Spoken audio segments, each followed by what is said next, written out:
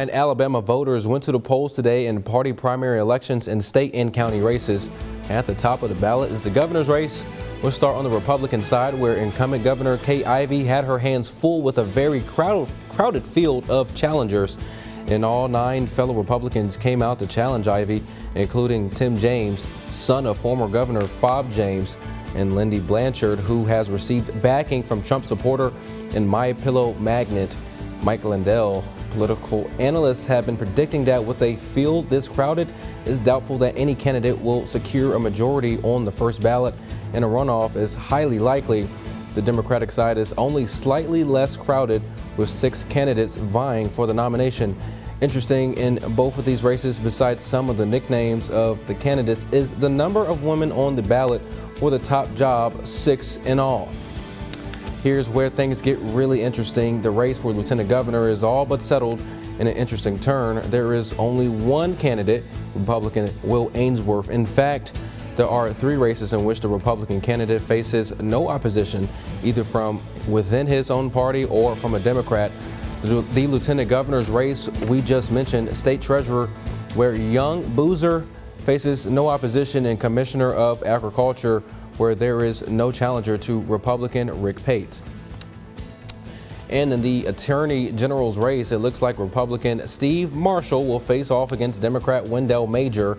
The field for Secretary of State is a bit more crowded, with 4 candidates, one of whom will have to face off against Pamela J. Lafitte in November. And it looks like there will be a runoff between Wes Allen and Jim Ziegler.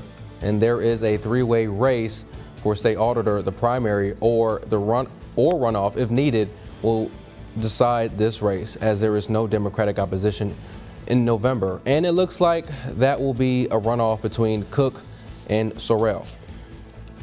The other big prize of the night is one of Alabama's seats in the U.S. Senate. Senator Richard Shelby, who first came to office in 1989, is retiring, and a wide-open Senate seat is a mouth-watering prospect, sure to draw a lot of attention. 6 Republicans are vying for the seat, including outspoken Alabama Congressman Mo Brooks. 3 of them are women. This looks like a runoff between Britt and Brooks. The Democratic field is a little less crowded, with only 3 candidates. You might remember that a special election in 2017 briefly had a Democrat representing Alabama in the Senate after Doug Jones eked out a win. Right now, Will Boyd is running away with that race. The other congressional race of interest in our area is the 4th Congressional District U.S. House of Representatives seats. Democrats Rhonda Gore and Rick Neighbors are facing off to see who will take on 25-year veteran lawmaker Robert Aderholt. That race is still pretty tight. There is also a contest in the State House of Representatives in District 6, which covers Pickens County. Ron Bolton and Kimberly Madison are facing off. The winner here takes the seat, as there is no Democratic contender. Looks like that will be Ron Bolton. Voters in Lamar County had a few county races to take care of. Countywide, there was the race for coroner, pitting incumbent Alan Chandler against Tommy Dunham. It looks like Chandler will keep his job. And voters in District 3 were selecting a county commissioner. It looks like it will be David Gunnels. There were no countywide races on the Democratic side. And over in Pickens County, Sheriff Todd Hall faced 2 Republican opponents in the sheriff's race, but for the first time in over 100 years, there was no Democratic contender for the job. This will be a runoff between incumbent Todd Hall and District Attorney Investigator Jordan Powell.